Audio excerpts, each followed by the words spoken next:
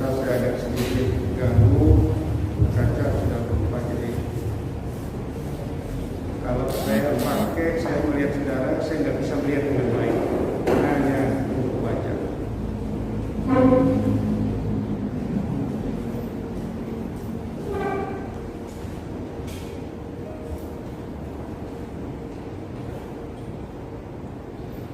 Saudara-saudara yang saya kasih di dalam Tuhan Yesus Kristus, di dalam situasi kondisi pandemi seperti ini, kita sangat mengucap syukur bahwa Tuhan selalu memberi kesempatan pada kita untuk mendekatkan diri kepadanya, dan lebih dari itu kesempatan untuk tetap melayani Dia dan melayani saudara-saudara kita. Maksudnya lebih bagus saya buka ya. Itu satu hal yang luar biasa. Sebentar lagi kita akan kembali. Kan tidak ada yang tinggal di asrama, betul? Pasti akan kembali ke tengah pelayanan dan tugas, apapun alasannya. Pandemi tidak boleh menjadi alasan bagi kita untuk tidak melakukan apa yang menjadi panggilan kita, apa yang menjadi tanggung jawab kita. Karena apa? Saya melihat pandemi yang sudah COVID-19 ini sudah berlangsung hampir 2 tahun ini adalah merupakan sebuah test case bagi kita, berujian. Apakah kita tetap setia atau tidak? Dan yang kedua, di dalam situasi kondisi ini kita juga memang dituntut bukan saja setia dan taat, tetapi kita tetap juga belajar patuh kepada aturan-aturan yang berlaku demi kebaikan kita, karena Tuhan juga memakai hal itu. Oleh karena itu, senantiasa saya mengatakan bahwa iman kita tidak pernah mengajarkan kita untuk berlaku sembrono atau ceroboh di dalam setiap sisi kehidupan kita, tetapi kita senantiasa waspada.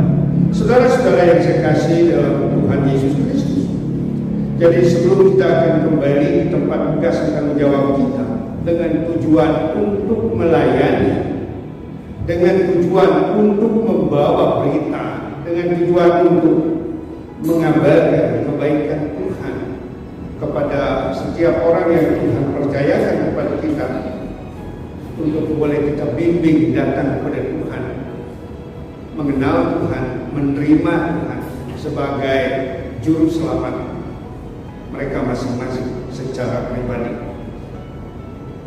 Oleh karena itu, pada kesempatan pagi hari ini saya ingin mengajak kita semua untuk membahas satu bagian kebenaran firman Tuhan yang diajarkan oleh Tuhan Yesus, yang telah diteladankan oleh Tuhan Yesus. Saya berharap kiranya Roh Kudus akan menolong kita untuk beberapa saat ini untuk mengerti apa yang jadi kehendaknya. Yaitu kita akan belajar dari Injil Yohanes pasal yang keempat, ayat 1 sampai dengan ayat yang ke-19. Cukup panjang. Saya harap kita tidak akan membaca kecuali nanti pada saat kita mau merenungkannya. Ya. Dari Injil Yohanes pasal yang keempat, ayat 1 sampai 19, saya melihat di sini ada beberapa fakta kebenaran yang diajarkan oleh Tuhan Yesus untuk kita juga dapat mengikutinya dengan baik. Kalau kita ingin berhasil membawakan kabar baik itu, kabar keselamatan itu kepada orang-orang yang Tuhan rancang, yang Tuhan sendiri mau kita melakukannya.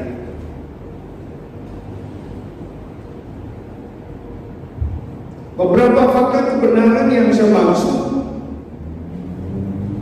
dari Injil Yohanes pasal yang keempat, ayat yang pertama sampai dengan ayat yang ke-19 itu, yang pertama ini dari pola, dari cara, dari teladan yang Tuhan Yesus ajarkan kepada murid-muridnya yang Tuhan Yesus sendiri ajarkan juga tentunya kepada kita sekalian jika kita ingin berhasil dalam pelayanan kita. Yang pertama yang saya melihat ialah yang harus kita tahu ialah bahwa kita harus memastikan rancangan kita, yang istilah kerennya ini yang saya dapat melihat ialah kita harus membuat sebuah mapping yang baik, pemetaan yang baik, yang benar, yang akurat. Sebab dari Israel di Samaria itu adalah orang-orang yang lemah, dan kemudian orang-orang Asyur dipindahkan oleh atau orang-orang lain yang ada di sekitarnya, orang Asyur dibawa di Samaria, maka terjadilah masyarakat campuran. Jadi kota Samaria pada zaman Tuhan Yesus adalah masyarakat campuran orang Israel yang sejati dan orang non-Israel. Maka juga terjadi agama campuran di sana. Tuhan Yesus merancang khusus untuk sampai di Galilea, dia harus kadang-kadang mampir dulu, harus melewati Samaria. Mengapa ada kata harus? Makanya dalam konteks perencanaan ini sangat penting, ya kan? Mengapa ada kata harus?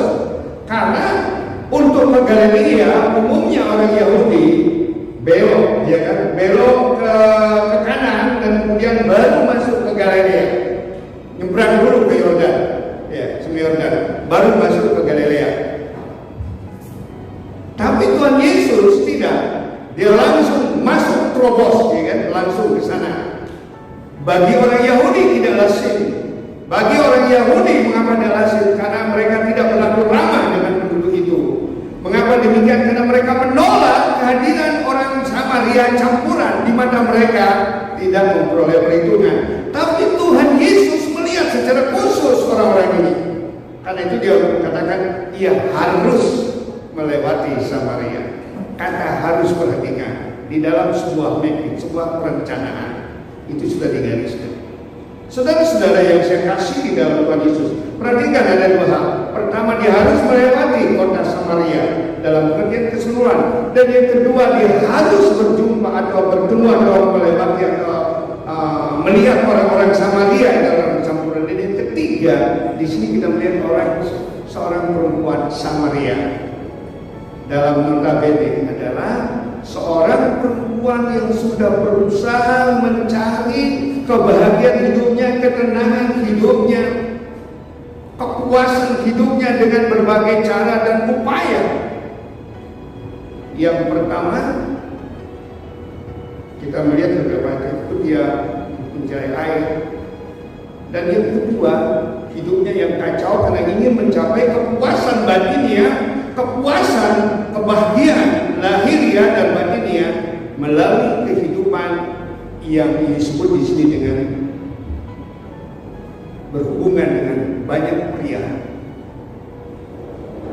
Karena mereka berpikir bahwa mereka mendapat kepuasan daripadanya. Di mana Tuhan Yesus, mengapa dia harus melewati Samaria? Oleh karena ada ini. Nah, karena itu dia rancang.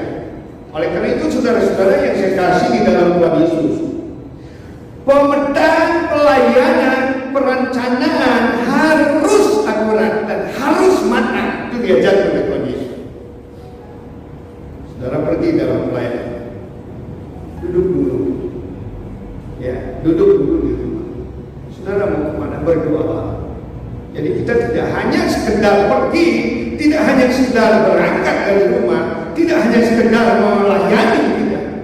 Pelayanan itu harus merupakan hasil perencanaan yang baik, yang matang, merupakan hasil pergumulan batiniah dengan Tuhan. Apa yang jadi kehendak Tuhan, apa yang Tuhan mau kita lakukan, harus ada perencanaan yang baik. Ya kan?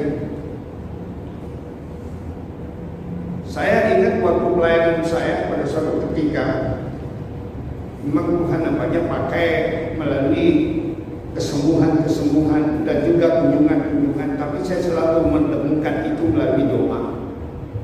Ya, ada perencanaan doa. Karena waktu kita berpikir kita akan bawa ke dalam doa. bawa masuk dalam pergumulan, bawa masuk dalam persekutuan dengan Tuhan, bawa masuk di dalam perjuangan dengan Tuhan. Karena pelayanan kita di depan akan menghadapi banyak kesulitan, baik dari sosiologinya, hubungan sosiologinya, baik hubungan masyarakatnya, hubungan dengan kuasa-kuasa kegelapan yang terus akan berusaha menghadap pelayanan kita. Karena itu, saudara, rancang pelayanan dengan baik. Tingkat 1 sampai tingkat 4 lulus dengan nilai pelayanan 15 jiwa baptisan.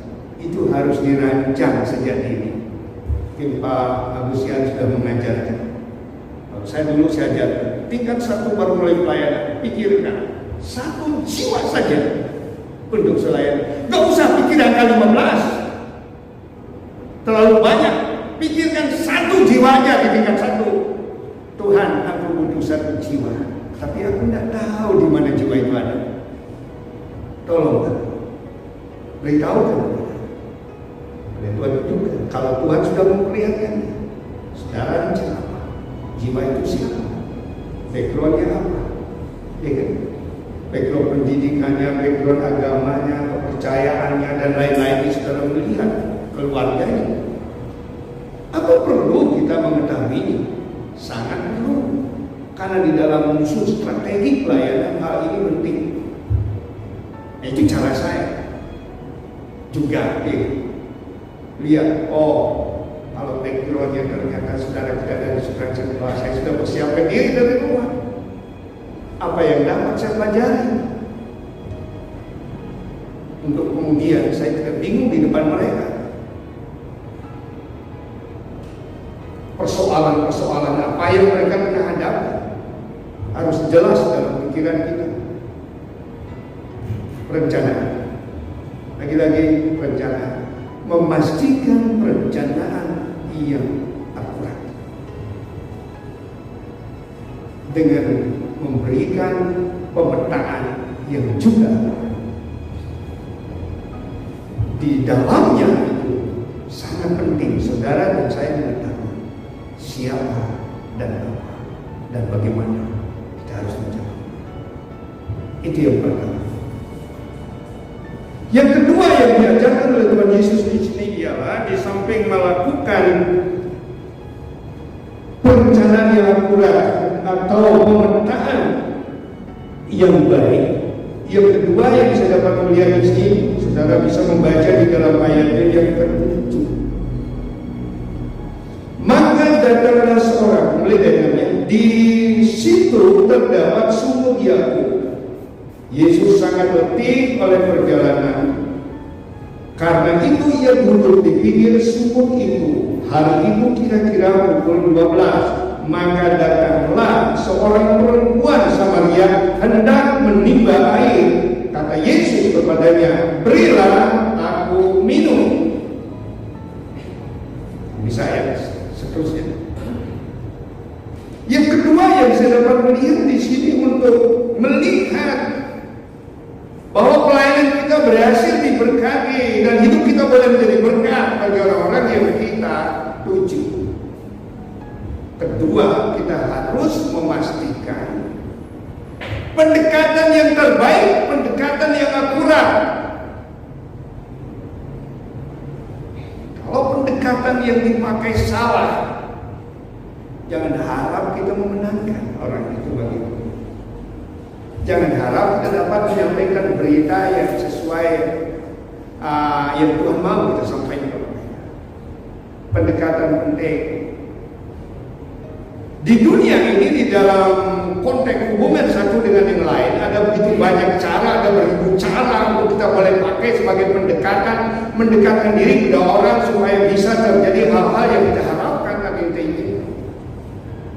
Di dunia pelayanan juga demikian, sudah diajarkan oleh banyak Pak Agus ya kan? Saya biasanya suka memakai petani, nelayan, untuk pendekatan bisa pakai, tergantung orangnya. Yang di tengah yang kita mau pakai. Karena hati manusia itu disamakan dengan tanah. Tuhan Yesus pakai. Dia beri kabar mengenai penabur dan lain sebagainya dari tanah. Hati manusia manusia sebagai tanah, makanya dengan baik sekali, sangat baik kalau kita memakai pendekatan tanah juga. Tuhan memberikan ilustrasi 4 jenis tanah. Tanah yang seperti batu di pinggir jalan, tanah yang berbatu-batu, tanah yang semak duri, dan tanah yang subur. Ini cuma ilustrasi yang sangat baik yang dipakai oleh Tuhan Yesus. Tetapi di dalam hal ini Tuhan Yesus memakai pendekatannya yang sangat tepat, yang tentu dia sudah pikirkan, dia sudah seleksi dan lain sebagainya, sesuai dengan situasi kondisi dan kebutuhan orang yang dimaksudkan itu. Jadi dia tidak hanya pergi ke Galilea melewati Samaria tanpa tujuan yang jelas. Dia melihat di sana ada seorang perempuan yang tengah mencari hidupnya, yang tengah mencari kebahagiaan, yang tengah mencari kepuasan. Tuhan Yesus menangkap hal ini. Karena itu dia sampai di sumur Yakub, dia duduk. Dia duduk bukan karena sekedar lelah, tapi karena ada seorang yang harus dia duduk. Itu yang sangat menarik di sini. Ini yang saya sebut dengan pelayanan atau gerakan kita, apapun itu Tuhan, tidak pernah sia-sia karena kita tidak pernah melakukan sesuatu tanpa sasaran yang jelas, tanpa tujuan yang jelas, tanpa perencanaan yang jelas, dan juga tanpa pendekatan. Nah, Tuhan Yesus pakai di sini pendekatannya apa? Perhatikan baik-baik ayat yang ketiga. Maka datanglah seorang perempuan Samaria hendak menimba air. Kata Yesus kepadanya, berilah aku minum. Saudara-saudara, berilah aku minum. Menarik kan? Orang Yahudi jawaban mereka, bagaimana mungkin kau minta minum kepada orang Samaria? Bukankah orang Yahudi tidak ramah dengan orang Samaria? Ya, pendekatan yang sangat baik dijawab dengan baik dan kesempatan yang baik dipakai oleh Tuhan Yesus. Seandainya engkau tahu kasih karunia Allah, tentu engkau sudah meminta kepadanya, berikan aku air. Jadi bukan Tuhan Yesus semestinya yang meminta air lebih dahulu, kan? Tapi Tuhan Yesus mengatakan, kalau engkau tahu kasih karunia Allah, tentu kau sudah minta padanya, beri aku air. Kaget juga kan? Dari mana kau dapat tinggal mendapatkan air? Sumur ini dalam. Komunikasi terjadi, pendekatan berhasil. Di dalam pendekatan itu kalau terjadi komunikasi yang baik itu sudah hal yang sangat luar biasa. Tuhan Yesus memberikan teladan. Wanita itu datang siang hari bolong untuk menimba air untuk kebutuhan dirinya. Kenapa siang hari bolong? Karena dia adalah perempuan Sunda. Malu kalau rame-rame sore hari. Sementara sepi siang hari dia datang. Tuhan Yesus tahu perempuan itu datang siang hari. Hal ini sering saya coba, tapi Tuhan tidak izinkan. Saya gagal. Tuhan tahu siapa saya barangkali. Setelah pertobatan saya memburu banyak warung-warung remang di sekitar kampus kami di Semarang. Saya lihat itu banyak di sana. Saya sudah persiapkan diri, saya berdoa, saya datang ke sana membawa fakta, tetapi sampai di sana dan ketemu seorang guru. Padahal kemarinnya banyak. Waktu saya ada di Bandung, saya kena pelayanan banyak. Satu ketika saya melihat banyak wanita-wanita yang disebut dengan wanita-wanita muda sosial di pinggir jalan. Saya ada teman, saya jalan sendiri, saya masih ada teman. Saya nggak mau sendiri, nanti saya bisa habis. Akhirnya saya bilang sama teman, bantu saya ingin menjangkau mereka bagi Injil Tuhan. Dia mudah berdoa, tapi suatu ketika malam hari saya sudah pulang dari pelayanan, saya mampir ke daerah itu. Saya biasa memakai belanja, tetapi tidak seorang pun saya temui. Sepi. Akhirnya sebulan saya berpikir, Tuhan, ampuni saya kalau ini bukan kehendak. Ya. Saudara-saudara yang saya kasih di dalam Tuhan Yesus Kristus, titik poin di sini ialah yang Tuhan mau tekankan kepada kita ialah perhatikan pendekatan kita dan pastikan pendekatan-pendekatan yang kita pakai pada jiwa-jiwa sasaran atau tujuan pelayanan kita itu tepat dan akurat. Saya pakai pendekatan waktu saya menjangkau orang-orang sakit. Oleh kemurahan Tuhan, saya diberikan kesempatan membimbing mungkin puluhan, seperti Pak saya sebut ratusan, puluhan ya sampai tingkat ratusan, ya sampai 100, hampir 100. Itu melalui jiwa-jiwa yang bertobat sakit. Saya datang kepadanya, ketemu orang sakit. Lalu setiap kali saya ketemu pertanyaan saya, loh, kenapa Bapak Ibu sakit Pak?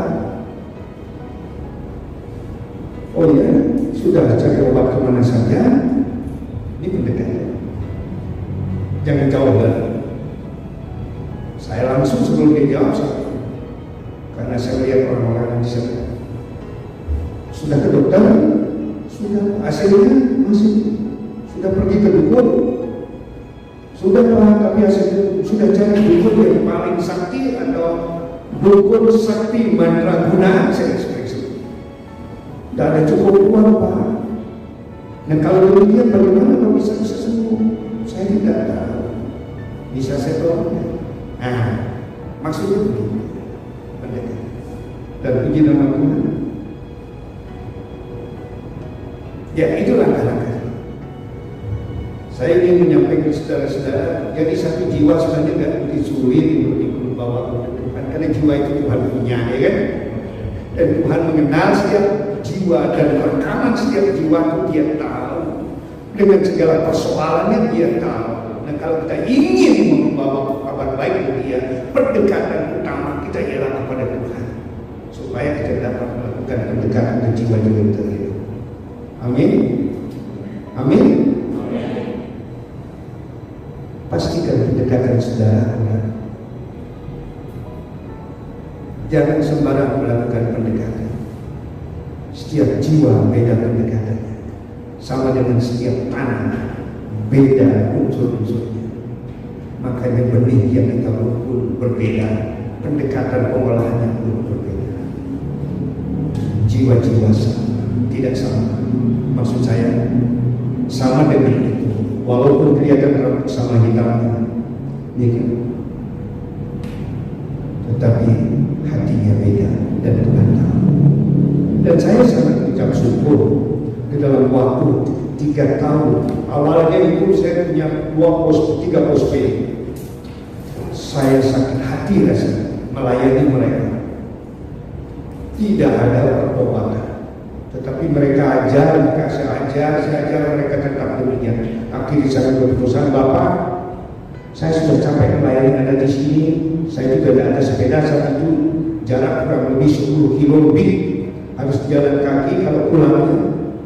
Kalau mau naik angkot, kalau masih ada uang. Dan sekarang gini saja, kalau Bapak tidak mau bertobat sekarang, sudah saya beri kesempatan Bapak dan keluarga itu ada 4 kakak. Pilih gereja lain supaya Anda terpelihara.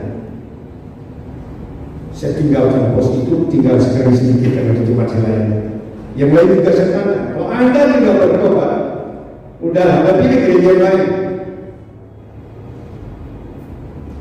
Akhirnya apa? Jemaat saya tinggal sedikit, beberapa orang. Sekarang saya berdoa puasa.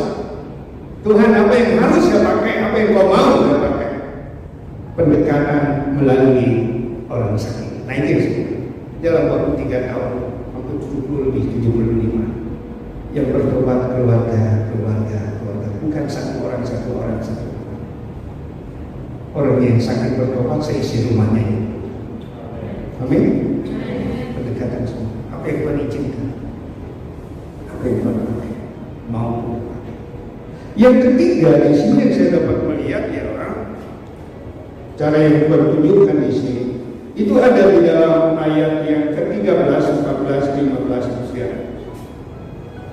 Perhatikan ayat yang ke-12. Adakah engkau lebih besar daripada bapa kami Yakub yang memberikan sumur ini kepada kami, dan yang telah minum sendiri dari dalamnya, ia serta anak-anaknya dan ternaknya?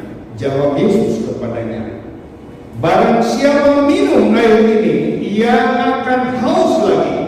Tetapi barang siapa minum air yang akan kuberikan kepadanya, ia tidak akan haus untuk selama-lamanya.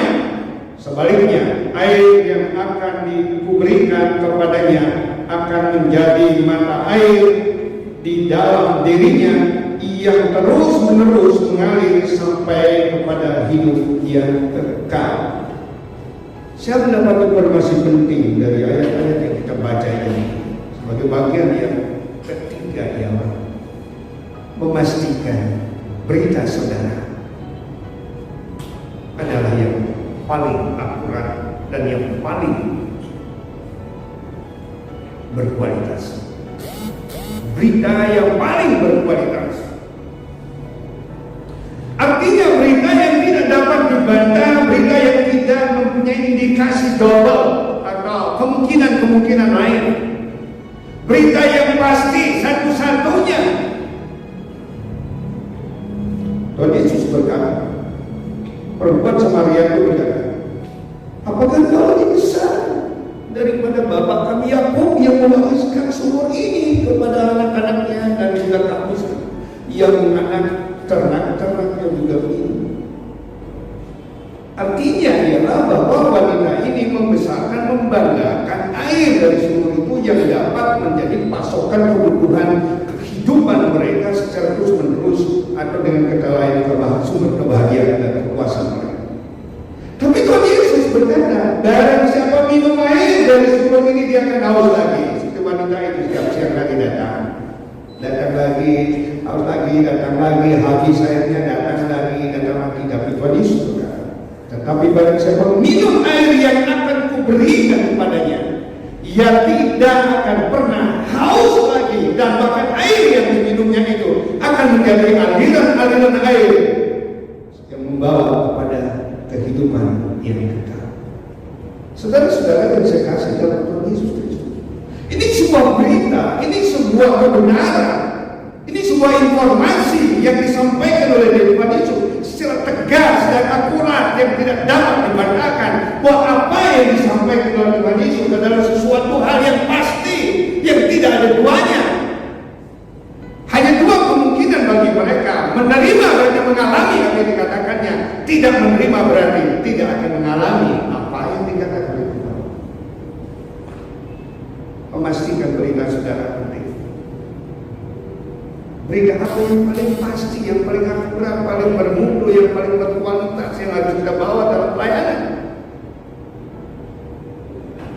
Berkat-berkat jasmani penting, kesehatan penting, menjadi doakan. Kebahagiaan ini dan itu penting. Tapi ada yang lebih penting dari yang terpenting. Ada yang lebih penting, ada yang terpenting dari yang penting-penting. Keselamatan abadi, hidup yang kekal, yang hanya mungkin diberikan oleh Yesus.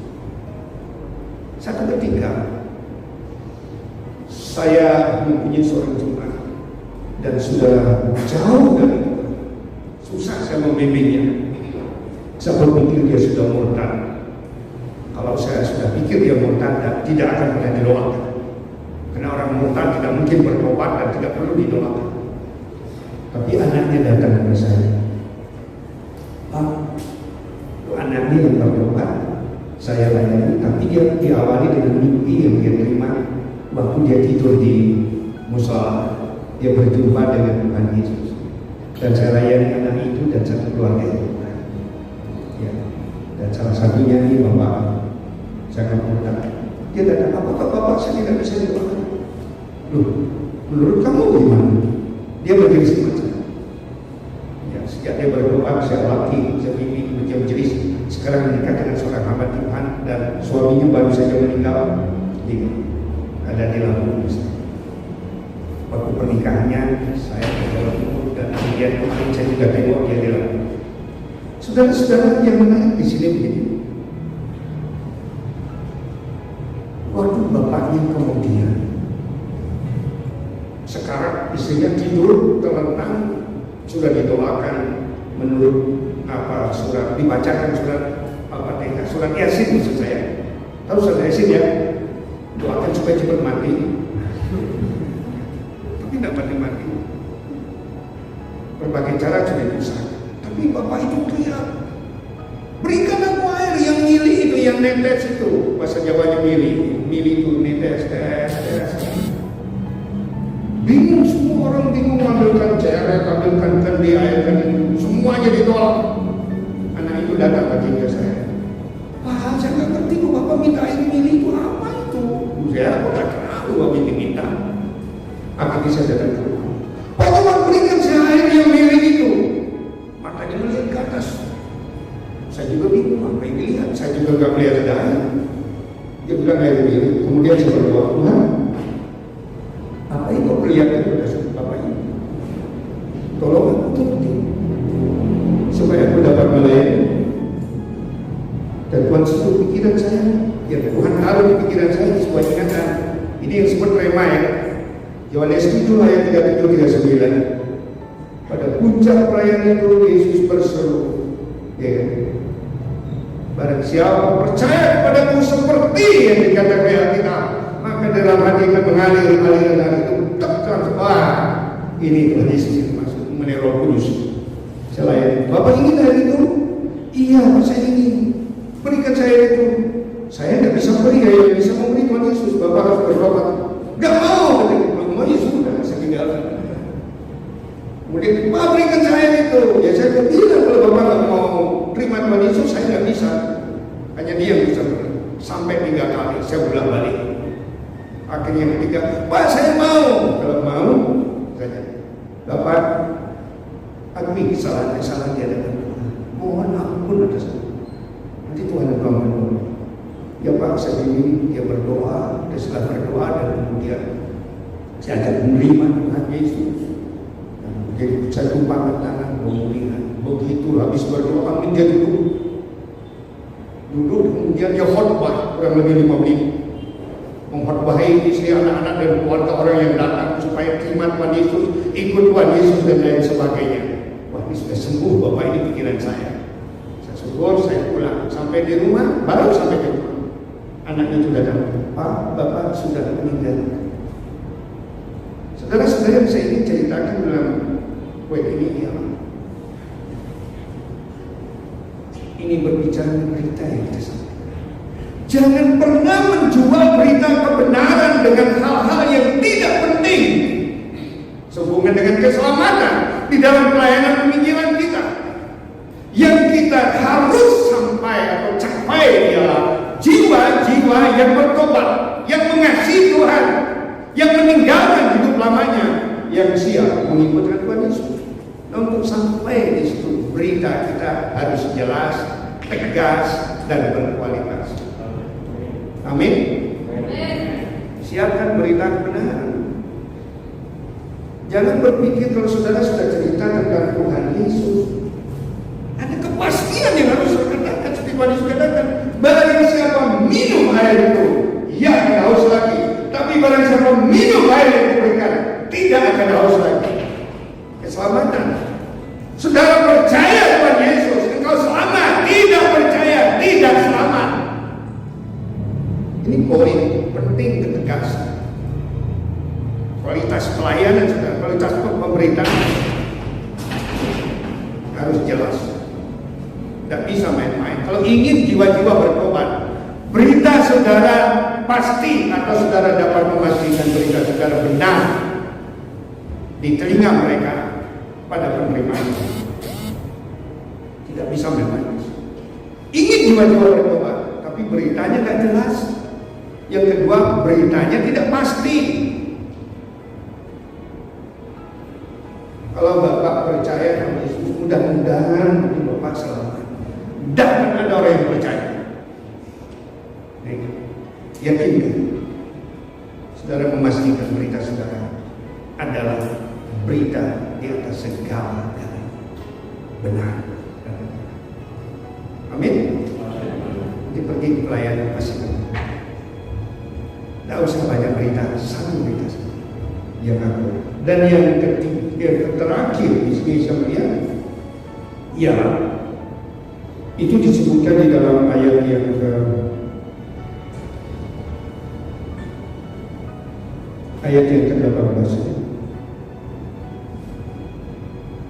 Ayat yang 16. Kata Yesus kepadanya, pergilah. Itu melihat 15. Kata perempuan itu kepadanya, Tuhan, berilah aku air itu, supaya aku tidak haus dan tidak usah datang lagi ke sini untuk menimba air. Kata Yesus kepadanya, panggillah suamimu dan datanglah ke sini. Kata perempuan itu, aku tidak mempunyai suami.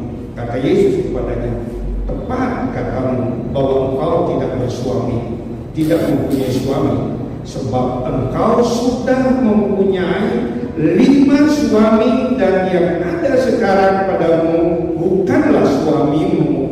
Dalam hal ini engkau berkata benar. Yang keempat di sini yang harus kita buat sesuai dengan apa yang diajarkan kepada Yesus, memastikan bahwa keselamatan dan hidup yang kekal hanya mungkin dicapai melalui pertobatan yang benar. Ada benar-benar bertobat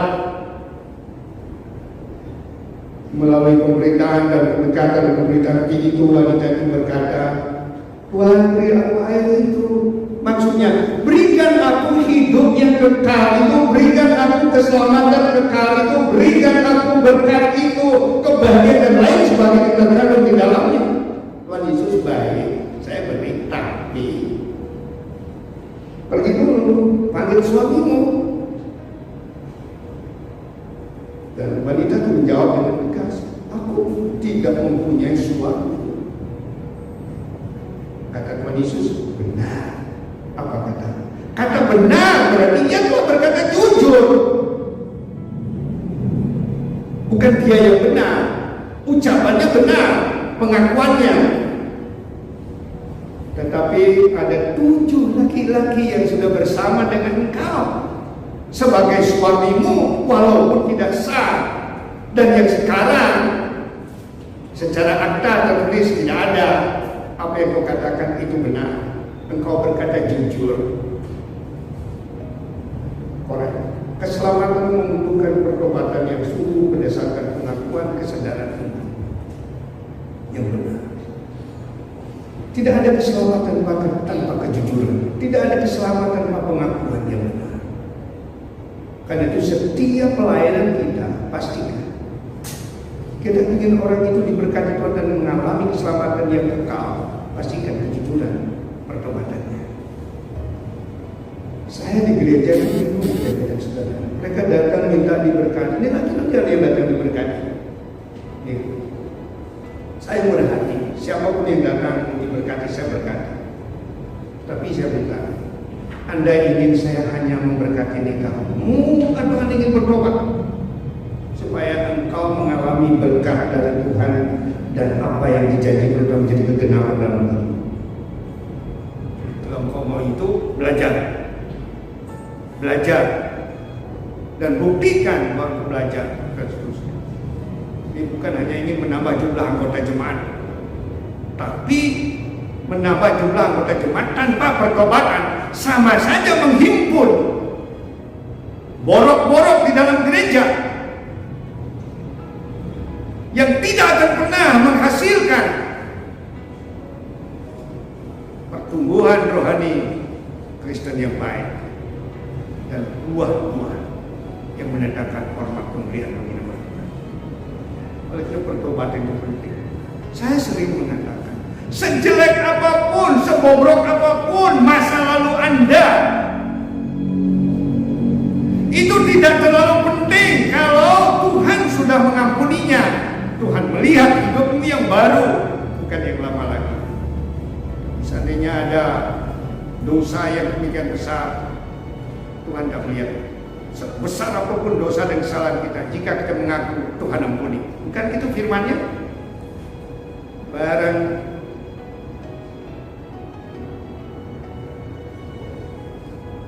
dengar suara saya masih keras ya. Gimana ya ceritanya ya? Ya, mungkin sudah berpikir dosa saya sudah begitu besar di mata Yesus. Dia tidak melihat itu, tapi dia melihat anugerah yang Tuhan berikan untuk kita bertobat. Atau mungkin berkata, dosa saya yang kecil aja, tidak akan mungkin masuk ke neraka, atau tidak mungkin ditolak itu. Kalau dosanya yang kecil, sama saja dengan dosa yang besar. Kalau tidak diakui dengan jujur di hadapan Allah. Ini penting untuk sebuah proses penerimaan hidup yang kekal. Karena bukan usaha kita, tapi karya Kristus dalam hidup kita yang mengasihi dan menolong kita. Saudara-saudara yang saya kasih dalam Tuhan Yesus Kristus. Jadi saya melihat di sini beberapa hal yang Tuhan Yesus perlihatkan melalui Yohanes 4 ayat yang pertama sampai dengan ayat yang 19 sampai ayat yang 27. Ada paling tidak 4 hal penting jika kita ingin menjadi pemberita-pemberita kebenaran, kita ingin melakukan apa menjadi hati dari getaran hati dari Allah Bapa, yaitu untuk membimbing jiwa-jiwa yang tersesat, yang terhilang datang kepada Tuhan. Paling tidak ada 4 angka penting ini harus ada dalam hidup kita. Yang pertama, pastikan buat perencanaan yang baik. Ya, buat perencanaan yang baik. Mulai tingkat 1, tingkat 2. Jika saudara telah merasa terlambat, ada yang tahu tempat mungkin belum dapat jiwa-jiwa, masih ada kesempatan. Buat perencanaan yang baik dan serahkan ke Tuhan Yesus dan lakukan dengan cepat.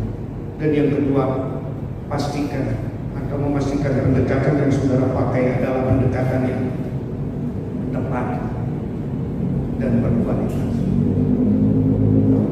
Dan yang ketiga, pastikan berita saudara adalah berita yang tidak ada duanya. Pastikan berita saudara di mana orang tidak ada kesempatan untuk melakukan sebuah alibi yang membutuhkan jawaban dan kepastian iya atau tidak. Lebih daripada itu mereka harus menanggung. Percaya selamat, tidak percaya akan binasa. Kata Tuhan Yesus, minum air yang murni akan berdampak. Air kehidupan yang mengalir sampai ke hidup yang kekal. Itu keselamatan yang disediakan oleh Tuhan.